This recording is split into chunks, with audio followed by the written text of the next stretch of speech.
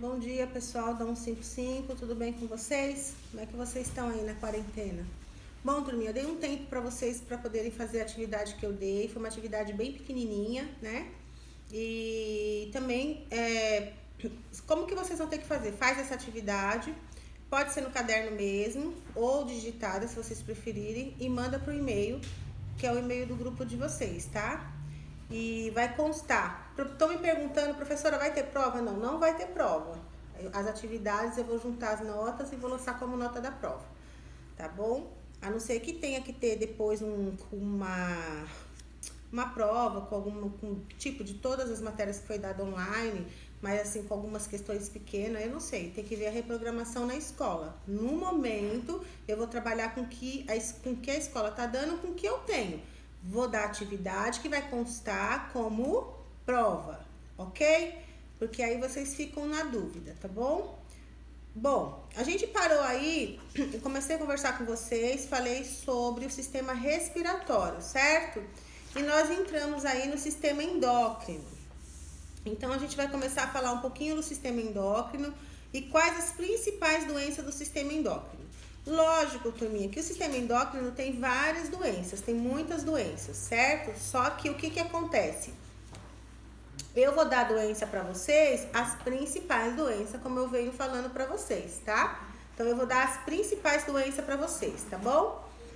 Pessoal, vamos aí, eu vou pelas páginas, eu vou entrar agora em sistema endócrino.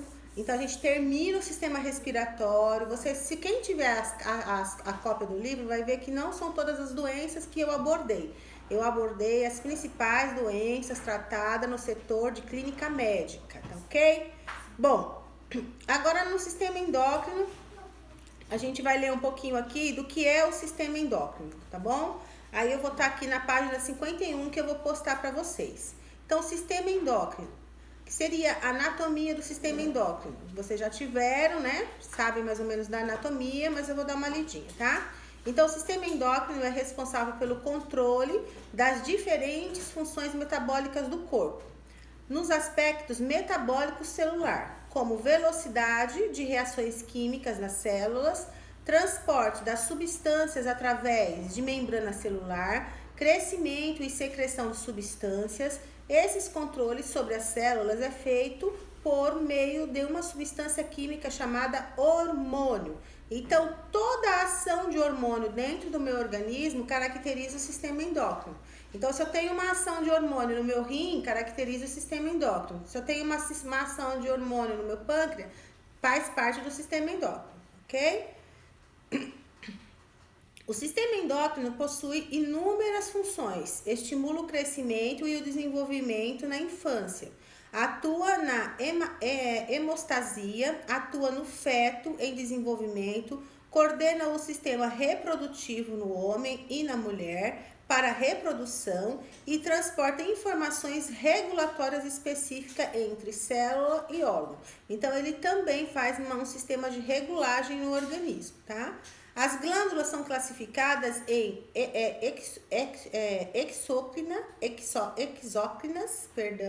e endócrinas e mista. Então, são exócrina, endócrina e mista, tá bom? Aí aqui eles falam sobre as glândulas, que eu não vou estar entrando em contexto com vocês, não vou solicitar. O que eu quero que vocês saibam é que o sistema endócrino, ele tem a função de quê? De regulação, a sistema de produção de hormônio, né? De todo o nosso organismo. Então, nosso organismo, nosso crescimento, ele é voltado pelo sistema endócrino, né? Nós temos a glândula da hipófise, que é localizada no cérebro e ela ajuda no crescimento. Nós temos o pâncreas, que é o que a gente já estudou, que produz o hormônio da insulina. No rim, nós temos um produtor de hormônio extremamente importante, que ele também produz a histamina, ele ajuda na produção de histamina. Então, esse é o sistema endócrino. Nós temos a tireoide, que ela produz também hormônio da tireoide, né, que ajuda no crescimento, ajuda na formação de cálcio. Então, o sistema endócrino ele é um sistema grande e com muita importância, tá bom? Bom, aí agora a gente vai entrar nas principais manifestações das doenças endócrinas, né? Quais são essas doenças? O que causa essas doenças endócrinas? Uma que nós vamos ver é a diabetes mellitus. Eu já dei aula de diabetes para vocês, já expliquei o que é a diabetes, então eu só vou dar uma pincelada, tá bom? Então, olha lá, diabetes mellitus é o quê? É uma síndrome resultante da falha na atividade insulínica, quer por deficiência absoluta ou relativa de produção de insulina pelo pâncreas, quer por resistência do tecido periférico, dos tecidos periféricos à ação deste hormônio. A diabetes mellitus, DM, pode ser classificada em... Então, o que é a diabetes mellitus? DM, sempre vocês vão ver, lógico que em alguns lugares vocês veem diabetes mellitus, mas a maioria das vezes vocês vê DM, que quer dizer diabetes mellitus, tá? Então, aí aqui nós vemos um pouquinho mais pra frente, tem DM, insulino dependente, ou tipo 1, que foi o que eu expliquei para vocês. Eu vou ler, tá? Abrange a maioria dos casos envolvendo crianças, adultos e jovens, embora possa ocorrer em qualquer idade. Os pacientes são magros e a evolução é rápida, com desenvolvimento fácil de cetose, formação de corpos cetônicos no sangue. A secreção da insulina, ou mínima, ou seja, a função da célula beta do pâncreas está bastante deteriorada. Portanto, há a dependência da insulina. É considerado como uma doença autoimune, ou seja, o organismo passa a produzir anticorpos que destruirão total e parcialmente as células beta pancreáticas. Então, eles estão dizendo aqui que a diabetes ela é uma doença autoimune. As células de defesa passam a destruir as células pancreáticas e aí, através disso, o paciente ele passa a ter uma imunossupressão, né, no caso. Ele passa a não produzir mais insulina. Então, é a insuficiência do pâncreas de produzir insulina. Mas o que é interessante, que eu já tinha explicado isso para vocês, mas eu não tinha explicado a causa. Então, o que é a causa? As nossas próprias células de defesa destroem as células pancreáticas, ok? Então, destruindo essas células pancreáticas, o pâncreas ele vai ter uma insuficiência na produção da célula, do hormônio, da insulina, ok? Então, isso que é a insulina tipo 1. E é uma insulina que pode dar em qualquer idade. Mas como eu conversei com vocês, geralmente ela dá mais em adolescente, criança, dá na fase adulta também, né? Entre 20 e 30 anos aí, 35 anos, mas ela pode dar em qualquer idade, porque veja bem, é uma doença autoimune, ok? DM não insulino dependente, que é aquele paciente que não tem dependência da insulina, ou seja, é a tipo 2. Costuma ocorrer geralmente após os 40 anos de idade. Embora jovens também possam apresentar, os pacientes geralmente são obesos e sedentários. A função da célula beta está diminuída nas existências ainda de certa capacidade de secreção de insulina. Então, o que acontece? Que é o que eu falei para vocês. Há uma diminuição na produção das células betas que produzem o hormônio da insulina no pâncreas, tá? Então, assim, tem a produção da insulina, só que tem a diminuição. No caso da insulina, da tipo 1, não tem a produção mais da insulina porque as próprias células de defesa matam a insulina, as células beta que elas não vão produzir mais, tá? Essa é a diferença de uma da outra. Então, a função da célula beta está diminuída, mas existe ainda certa capacidade de secreção de insulina. Aí nós temos aqui mais dois tipos, né? Nós temos aqui DM gestacional, que é uma intolerância aos carboidratos que ocorre durante a gravidez, ou pode desaparecer depois do parto. Em geral, ocorre devido à interferência dos hormônios específicos da gestação. Então, a diabetes gestacional, o que ela seria? Uma intolerância ao carboidrato. Então, não há uma degradação como deveria haver desse carboidrato devido aos hormônios gestacionais. Então, a pessoa acaba tendo uma diabetes gestacional, que ela pode sumir depois do parto ou não. Eu já vi pacientes que têm diabetes gestacional evoluir para uma diabetes tipo 1, né? Depois do parto. como tem pacientes que depois do parto a diabetes some e acabou, não tem mais. E tem a diabetes associada a outras condições, que é a DM secundária. A DM secundária é relacionada a lesões do pâncreas, medicamentosas, endocrinopáticas, síndromes genéticas de vários tipos.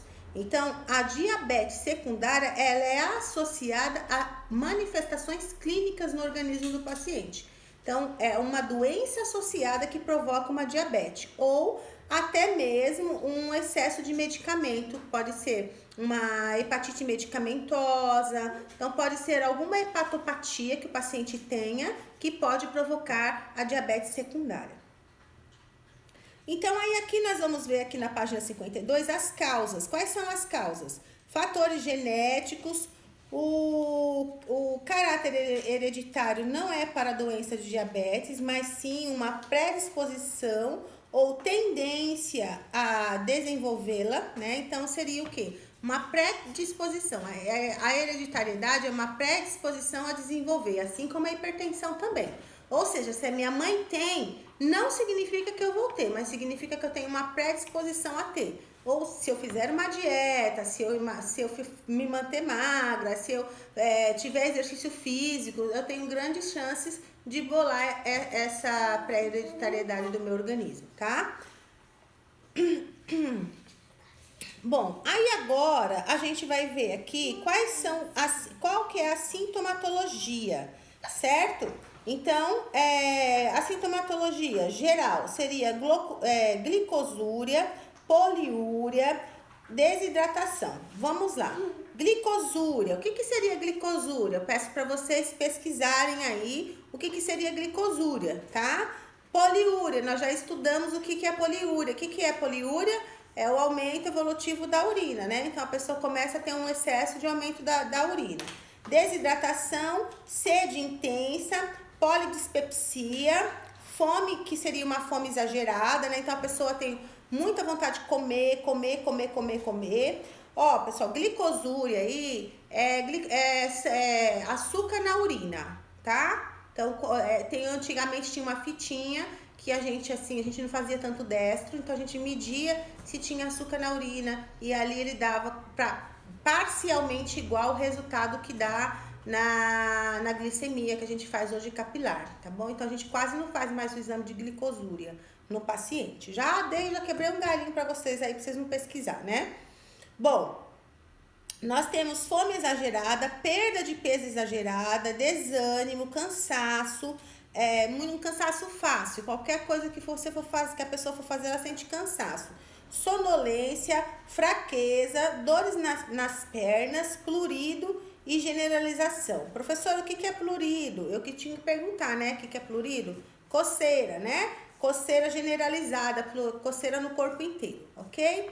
Nós temos alguns sintomas específicos, tá ok? Então, específicos a diabetes tipo 1. Olha lá, específico, se perguntarem para vocês no hospital privado, diferencia através dos sintomas, a diabetes tipo 1 e a tipo 2, aí você tem que saber o que uma tem de sintoma, porque elas são parecidas, certo?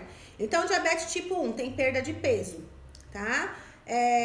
Ela tem a poliúria, ela tem a polidispepsia, que é a fome exagerada, tá bom? E a diabetes tipo 2, ela no início, ela ocorre hipoglicemia. Ó que interessante, tá? E então o paciente começa a ficar hipoglicêmico, ele tem índice de ficar meio lento, meio letárgico, ele tem fadiga, tendência a cochilar, né? Que é aquele cochilo sonolento, aquela sonolência que vem súbita, certo? Ele tem irritabilidade, tem coceira no corpo, então essa daí é a tipo 2. E também ele também tem a perda de peso, só que vocês prestem atenção. A tipo 1, como que vocês podem diferenciar? O que não tem na tipo 2? Poliúria. O que não tem na tipo 2? A perda de peso, as duas vão ter. Fadiga e o excesso da pessoa comer demais. Na tipo 2, vocês já coloquem bem característico, hipoglicemia. Toda a diabetes tipo 2, ela tem uma hipoglicemia. O paciente começa ficando hipoglicêmico, depois ele faz uma curva e desenvolve para hiperglicemia, tá bom? Quais são os diagnósticos? Como que é o diagnóstico para diabetes?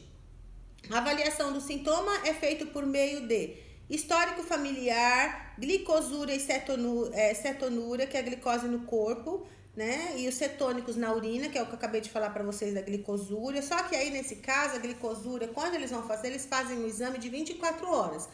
O paciente começa a guardar a urina dele nas 24 horas e eles vão medindo essa glicosúria nas 24 horas. Quem faz isso é o laboratório. A gente só faz a coleta. Quando pedir o exame de glicosúria, no caso desse exame aqui, por 24 horas, aí tem que colher em 24 horas e entregar no laboratório, tá? E o teste de tolerância à glicose, né? Nós temos dois tipos de teste de tolerância. Nós temos a curva glicêmica, que vocês vão ouvir falar bastante. A curva glicêmica, o paciente vai para o laboratório, lá é funcionado o acesso desse paciente e é feito glicose a 50%, glicose isotônica, que também ela vem no sorinho, ela é feita e também o paciente toma. Então, ele toma, dali meia hora colhe o exame, depois aí ele toma, colhe o exame, toma e colhe o exame. É uma curva glicêmica que a gente faz pelo período de 6 horas. O paciente, ele fica tomando e colhendo, porque tem que ver o nível, até onde o corpo dele consegue comportar a glicose que ele está recebendo. Porque o certo do nosso organismo é nós recebermos a glicose e o nosso pâncreas produzir insulina o suficiente para quê? Para catabolizar essa glicose. Independente se você comer 1 quilo de açúcar. Aquilo que eu expliquei para vocês na sala de aula. O que acontece é a sobrecarga, no caso da diabetes tipo 2, de muitos anos você vai comendo 1 quilo de açúcar por dia, sendo que a gente só pode comer uma colher de sopa, né? Você vai comendo 1 quilo de açúcar por dia durante 10, 15, 20 anos, futuro diabético, porque o organismo não aguenta trabalhar tanto, com tanta produção, enquanto a gente quiser. Por isso que a gente tem que ser pessoas regradas, né? E realmente seguir as regras, tá? Bom, aí aqui tá falando assim, ó, qual que é o tratamento e assistência de enfermagem? Tratamento e assistência de enfermagem seria dieta, que dependendo do tipo de diabetes, no estado geral do paciente, normalmente é hipocalórica e sem açúcar. Então, a diabetes, ela pode ser hipocalórica ou sem açúcar nenhuma, que é dieta para diabéticos ou dieta hipoglicêmica, tá? Então, o médico, ele vai pedir a dieta. Lembra que eu sempre falo para vocês? Primeiro item, dieta do paciente, que é o que o médico vai prescrever. É óbvio que nós temos que estar atento, por isso que vocês estão estudando, né? Então, a gente tem que estudar para quê? Para saber sinalizar e saber da assistência de enfermagem. Se o paciente é diabético e ele tá com uma dieta geral, tá certo? Não, né? Tem alguma coisa errada. Então, eu tenho que comunicar ao enfermeiro, para que o enfermeiro comunique o médico para alterar essa dieta, porque o paciente não pode ficar tomando uma dieta geral, sendo que ele é um paciente diabético. É por isso que a enfermagem tem que ter o conhecimento, a sinalização da situação, ok? Número 2, que é o segundo, né, tratamento de assistência de enfermagem. Exercício. Aumenta o efeito de insulina e ajuda a regular a glicemia. O paciente deve ser encorajado a fazer os exercícios diários com orientação médica. Então, o paciente tem que fazer caminhada, ele tem que fazer exercício diário, isso com orientação médica, depois que tiver lá o gráfico de insulina dele no organismo bem organizadinho, né? Se ele tiver que estar recebendo insulina, se ele não está fazendo hipoglicemia, então aí o médico vai solicitar para que ele venha fazer um exercício físico e a enfermagem também orientar. Monitorização da glicemia e cetona, pelo controle dos níveis de glicose e cetonas no sangue. E na urina, por exame laboratorial fita reagente, que é o que eu falei para vocês. Que glicosúria a gente vê a quantidade de açúcar na urina através de uma fita reagente, tá bom? Bom, o que acontece aqui? A gente praticamente não usa mais a glicosúria, que foi o que eu expliquei para vocês. E uma das formas que vocês já estão cansados de saber, a gente faz o controle de glicemia no paciente, que é para o destro, o famoso destro. Lógico que a gente tem um exame laboratorial que seria glicemia, que é diferente. Então, assim, destro é glicemia capilar. Exame de glicemia é quando ele colhe o sangue e vai fazer um exame de glicemia no sangue do paciente. Então, destro é uma glicemia capilar, ou destro, se preferir. Agora, o exame de glicemia é quando colhe o sanguinho e leva para o laboratório. Esse exame do laboratório, ele é mais eficaz, porque a fita, ela pode dar alteração se ela não for feita corretamente. Então, uma das coisas que eu creio que vocês aprenderam no estágio é, não posso passar álcool no dedo porque altera, ok? Então, eu posso orientar o paciente a lavar as mãos antes de eu estar fazendo esse procedimento.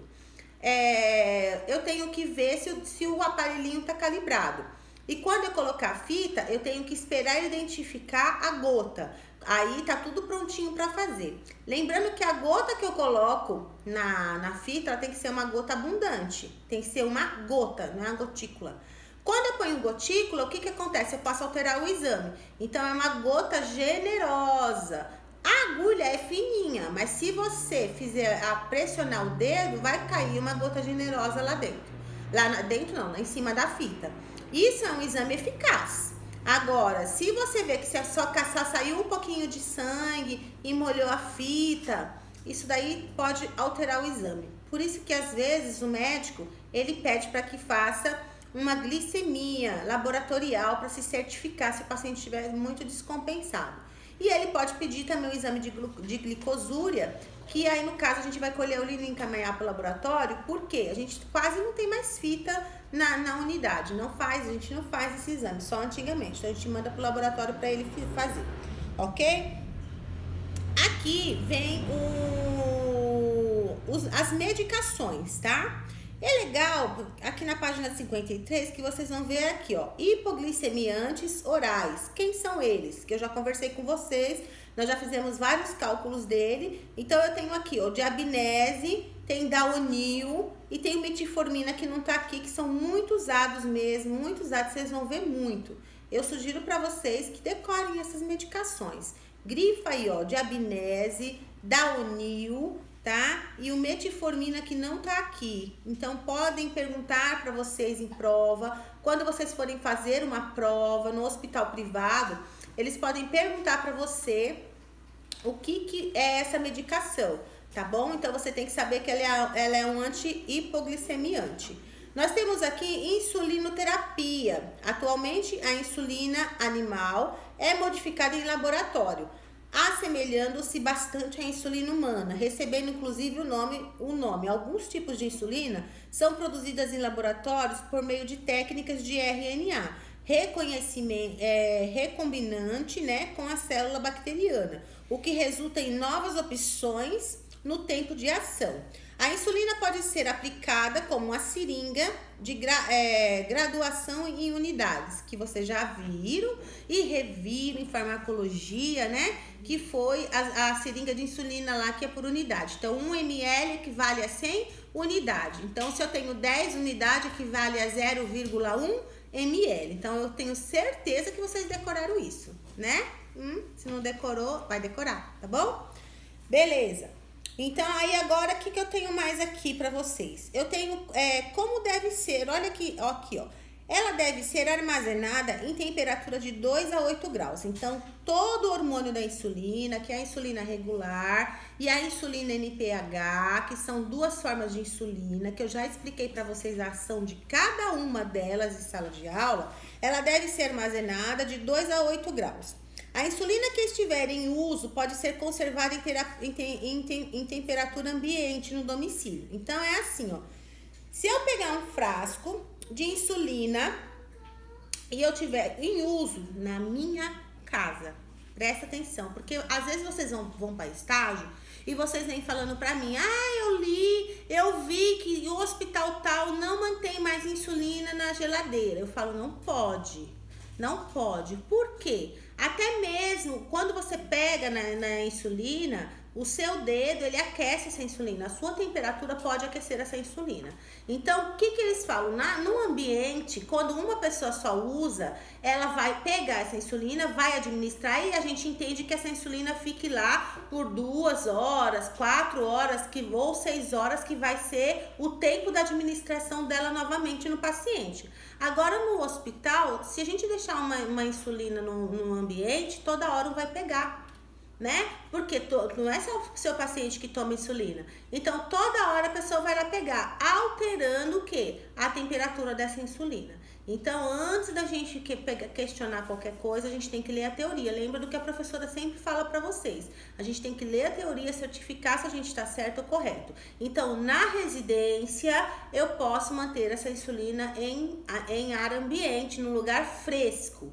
Agora, a gente sempre orienta o paciente por via de dúvida, você não sabe se alguém vai ficar pegando, vai ficar pondo na mão, mantém lá na geladeirinha, na parte de baixo da geladeira, que vai ter praticamente um grau aí de 2 a 8 graus, tá bom? Mas se perguntarem em prova pra vocês sabem como responder, ok? Então, os frascos depois de aberto têm validade de 30 dias. Os tipos mais comuns de insulina são insulina regular, já dei essa aulinha para vocês. Também chamada de insulina simples, incolor, pode ser utilizada por via subcutânea, a mais comum. Também pode ser administrada via intramuscular e EV, a fim de corrigir a hipoglicemia. Beleza, quando o médico pedir intramuscular, não vai mudar nada, não é para ser diluída, vai ser administrada quanto ele pedir para ser administrado. Se ele pedir para fazer 0,5, é 50 unidades intramuscular. Se você quiser fazer na seringa de 3 ml, você vai aspirar 0,3 e vai fazer com todo o protocolo e todo o procedimento de injeção intramuscular. Agora, se essa medicação for administrada intravenosa, ela tem que ser diluída conforme prescrição médica, ok? Então, o médico vai falar para você se ele quer 10 unidades, 20 unidades no soro de 100 ml e quanto tempo vai correr. Dica que eu dou para você, geralmente quem presta esse tipo de assistência é o técnico de enfermagem, ok? Porque o médico vai pedir por bomba de infusão. Quando ele decidir fazer o procedimento intravenoso, geralmente o paciente tem que ser monitorado. Monitorado com o quê? Com glicemia de 1 hora, monitorado com controle de pressão arterial. Então, esse paciente ele tem que ser encaminhado, ele deve ser encaminhado para um setor de hemodinâmica, um setor de área amarela, de área vermelha, onde tenha técnico de enfermagem que possa prestar esse cuidado para o paciente. Se tiver na clínica médica, que aqui está no setor de clínica médica, você vai ter que prestar todos esses cuidados, tá certo? Então, assim, eu acredito que caso um paciente vá tomar, eu acredito não, tem que acontecer isso. For tomar medicação, for tomar insulina intravenosa, vai ter que estar acompanhado com um técnico e com um enfermeiro aí de cabeceira para estar ajudando vocês a monitorar esse paciente, porque vai requerer outros cuidados mais importantes. Por quê, professora? Porque a ação intravenosa é uma ação muito mais potente, não é? Então, a gente pode causar uma hipoglicemia levando o paciente ao coma, ok? E aqui eu tenho a insulina NPH, de aspecto mais leitoso. Geralmente ela toma de 1 a 3 doses diárias, que vocês sabem por quê, ok? A insulina NPH é a mesma forma de administração, pode ocorrer da insulina regular, tá? E nós temos a insulina ultra rápida, tá bom? Que tem as marcas dela aqui. O aspecto é incolor, utilizada para manter o equilíbrio glicêmico ou correção da hipoglicemia. Ela é administrada via subcutânea, ok?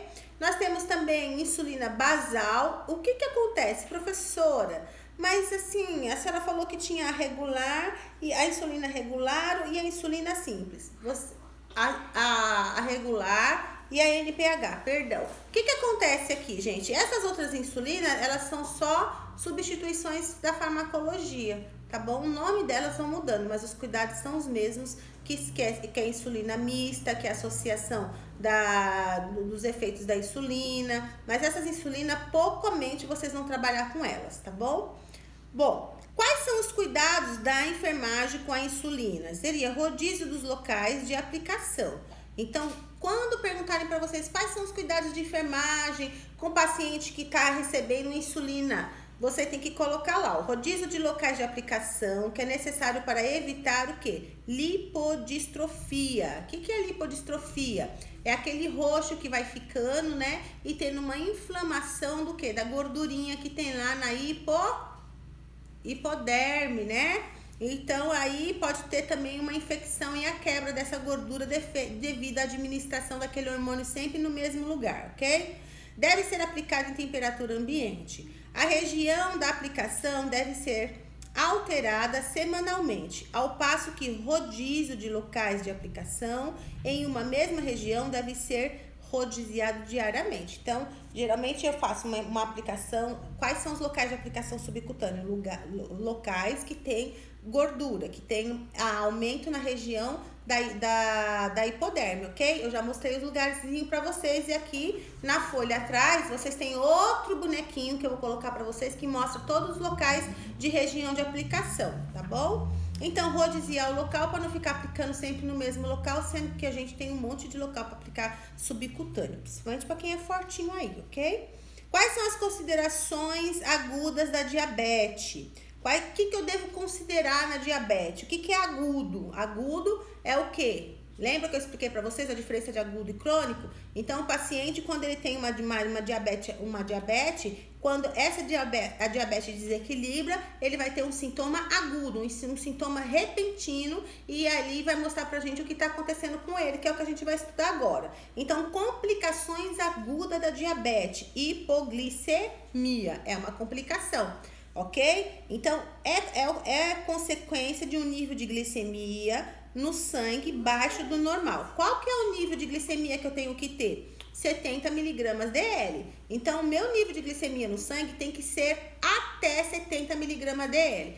70 ou abaixo de 70 é considerado hipoglicemia, tá certo?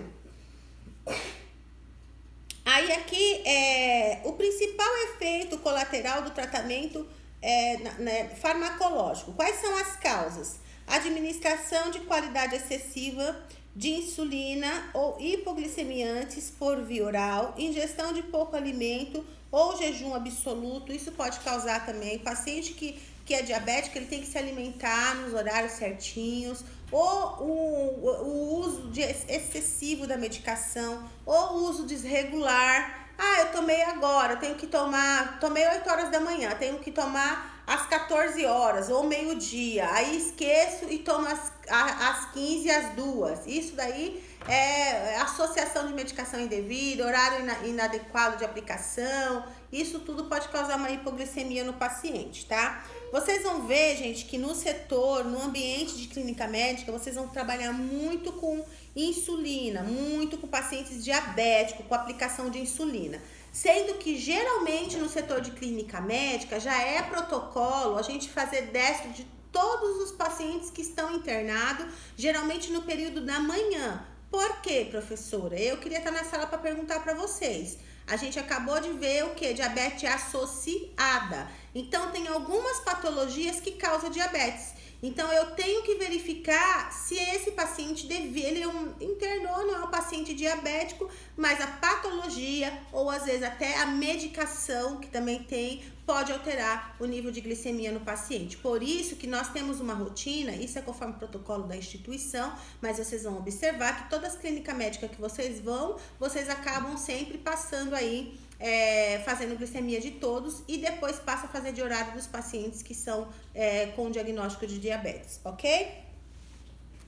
Então, aí aqui, ó, atividade física excessiva, ingestão excessiva de bebida alcoólica, isso tudo são as causas, né? E quais as causas? Nós vimos aqui as complicações agudas, que é a baixa, né, da hipoglicemia, e as causas, administração excessiva de insulina, ingestão de pouco alimento, jejum prolongado, né, a desassociação das medicações de horário, no horário, dá um horário, junta as medicações, isso os antihipoglicêmicos que eu tô falando, tá? Atividade física e excessiva. Olha, gente, deixa eu falar uma coisa para vocês, voltando aqui na questão dos horários da medicação. Às vezes a própria enfermagem erra, tá? Então, o que acontece? Se a insulina tá prescrita para aquele horário e você faz um destro no paciente, por exemplo, o paciente ele tem que tomar insulina se tiver um nível de glicose acima de 180. Você faz a glicemia no paciente e deu 70. Você vai fazer a insulina? Não. Certo? Aí, dali 2 horas, o paciente vai e faz um pico de hiperglicemia. Ele fica aí 200, 220.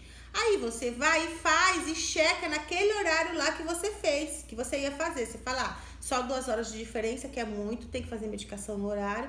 Eu vou fazer e vou checar. Não pode. Você tem que checar o horário que você fizer. porque isso pode causar dano para o paciente, ok?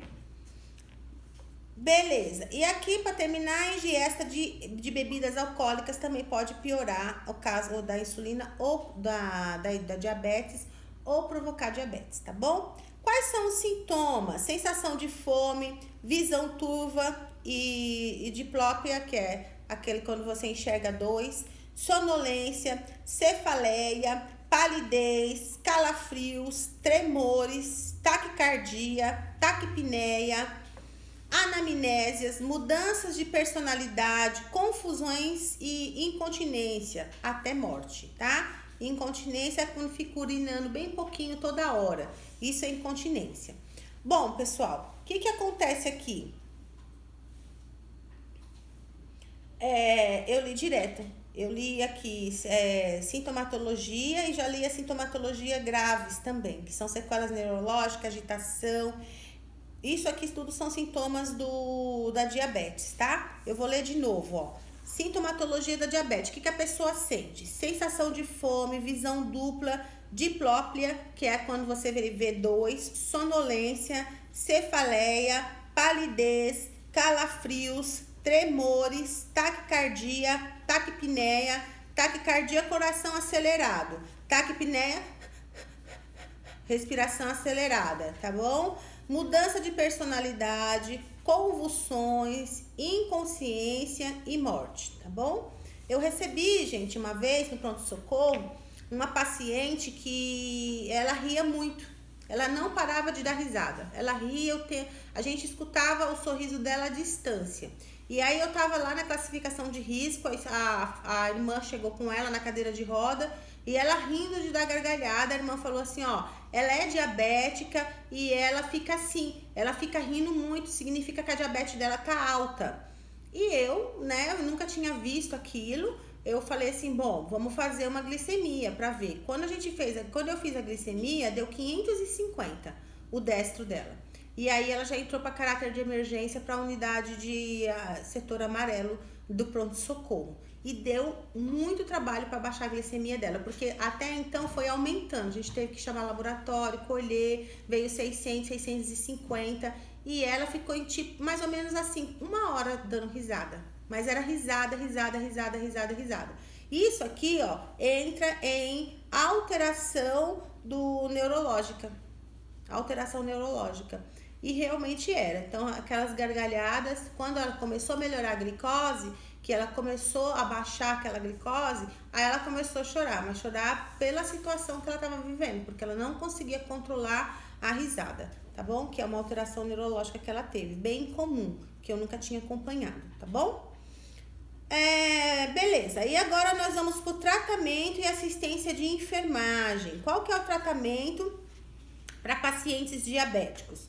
Durante a crise aguda, administrar glicose hipertônica, 40 ml de glicose a 50%. Em casos menos severos, apenas ingestão de carboidrato. Então, durante a crise aguda de hipoglicemia, tá? Hipoglicemia. Aí aqui vocês vão ver que fala que é para oferecer bala, chocolate, água, açúcar, suco de laranja. Professora, tá certo? Tá. Então, qual que é o protocolo? Paciente tá hipoglicêmico, tá abaixo de 70, vamos supor que ele esteja com 65. É indicado que eu dê um suco de laranja, um pouquinho mais de açúcar, um chá um pouquinho mais doce e faça com que essa glicose suba, catabolize isso daí, suba por ela mesma, tá bom? Agora, se a gente vê que tá muito, 40, 30 de glicemia, a gente tem um protocolo na unidade, que esse protocolo ele pode ser administrado pelo enfermeiro, que são 4 ampolas de glicose a 50%, mas vocês não podem administrar sem a autorização do enfermeiro. O enfermeiro que tem autonomia para prescrever esse protocolo, porque vocês vão ver que nós temos um esquema de insulina que fica geralmente em toda a clínica médica, que é quanto de glicose você tem que fazer de acordo com a glicemia, com a hipoglicemia, e quanto de insulina você tem que fazer de acordo com a hiperglicemia. A gente fala que isso é esquema de insulina, esquema que é colocado. Só que esse protocolo só pode ser seguido com a fiscalização e com a ordem, né?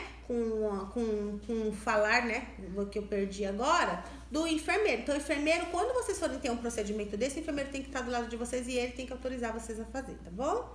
Ele tem que estar, pelo menos, ciente do que vocês estão fazendo, ok? Bom, aí agora nós vamos aqui para ver as doenças da diabetes, tá? Eu vou dar uma paradinha aqui, vou deixar vocês, vou voltar com outro vídeo pra gente discutir as doenças da diabetes, tudo bem? Então aguardem, daqui a pouquinho a gente retorna, beleza? Beijo!